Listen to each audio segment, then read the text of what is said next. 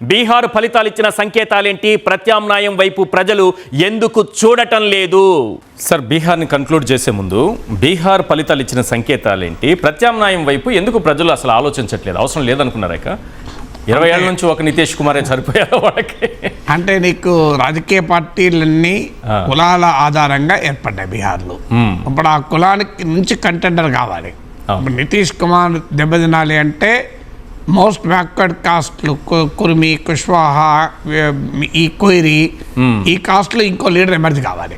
ఇంతవరకు ఆ లీడర్ ఎమర్జీ కాలే. మీకు ఉపేంద్ర కుష్వాహా ఉన్నాడు, ఆయన కుష్వాహాలకే పరిమితం. ముఖేష్ సహాని ఉన్నాడు, ఆయన నిషాదులకే పరిమితం. అందువల్ల మీకు చిరాగ్ పాస్వాన్ వెనకాల పాస్వాన్ దళితులు తప్ప నాన్ పాస్వాన్ దళితులు కూడా లేరు. మీకు ఆర్జేడీ వెనకాల యాదవ్లే మెయిన్గా ఉన్నారు.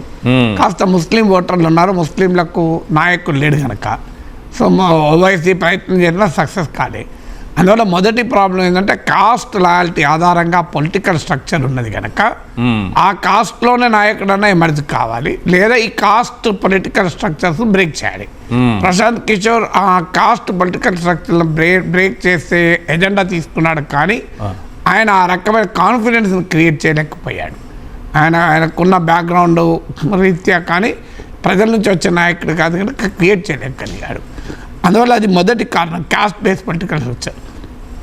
రెండవది completely different alternate model of governance అని ఇవ్వగలగాలి.